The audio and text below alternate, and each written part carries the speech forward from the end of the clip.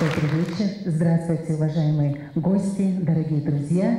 Мы рады приветствовать вас в малом зале Кыргызской национальной филармонии имени Токтагула Сатылганова. Сегодня мы подготовили для вас необычный концерт, знакомя вас с древней музыкой кыргызов, живущие в цивилизации Китая, Индии, мусульманского и европейского мира. Подчинив этой цели и художественное оформление, и дизайн костюмов, и своеобразную форму ведения нашего концерта в виде рассказов и беседы, донести до широкого слушателя выдающиеся творения камузной музыки, используя очень большие возможности гитары, такую задачу ставит перед собой талантливый гитарист-самородок Темиралы Кунашев, единственный на сегодня исполнитель авторских переложений на гитару традиционной музыки Востока. Темиралы Кунашев всегда начинает свой концерт с известного произведения Рыспая Абдыкадырова. Рыспай Абдыкадыров написал около 120 лирических песенных мелодий, получивших всенародное признание и вошедших в бессмертную сокровищницу кыргызской музыки. И это не случайно, так как Темиралы был не только знаком с самим Рыспаем, но и жил в его семье около 2 лет. Он был первым учителем для Темиралы в музыке.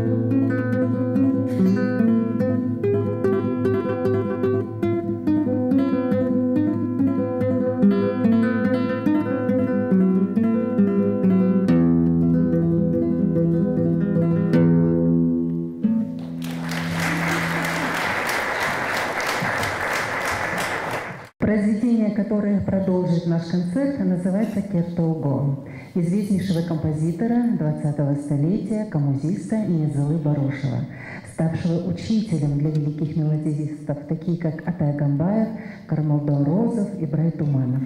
Древние и средневековые кюлт-пьесы камузной музыки, написанные вышеперечисленными композиторами, успешно переложены на гитарный лад Темиралы Кунашевым. И следующая пьеса под названием «Неправильный настрой» в полной мере раскрывает большую палитру техники исполнения древнейшего трехструнного камуза, имеющего 18 видов музыкального настроя. Итак, вашему вниманию звучит произведение «Кер Толго».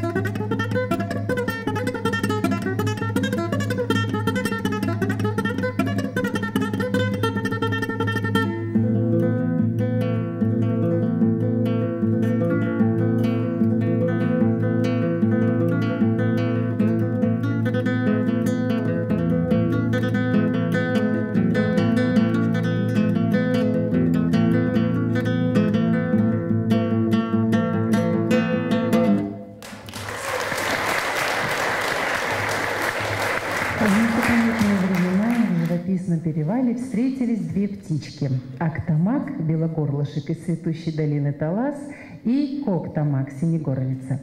Эти птички так полюбили друг друга, что не хотели больше расставаться, но не могли определить, где же им жить – либо в Таласе, либо в цветущей долине Аксы. Тогда они решили устроить певческое состязание, и победила птичка Коктамак. Так эти две птицы улетели в Аксы, и по народному поверью эта пара живет до сих пор, радуя всех своим пением. Поэтому сейчас прозвучит произведение, которое так и называется «Актамак, Коктамак».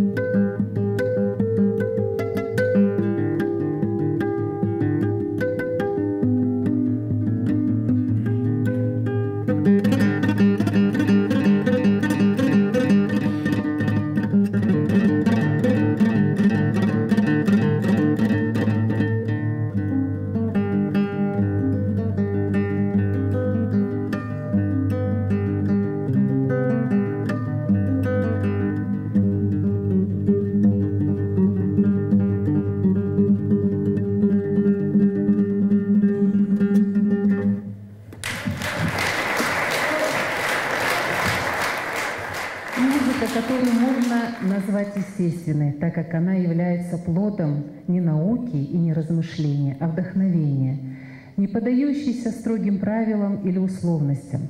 Эти строки из прекрасной книги Консуэло французской писательницы Жорж Санд как никогда лучше выказывает тему любовной лирики.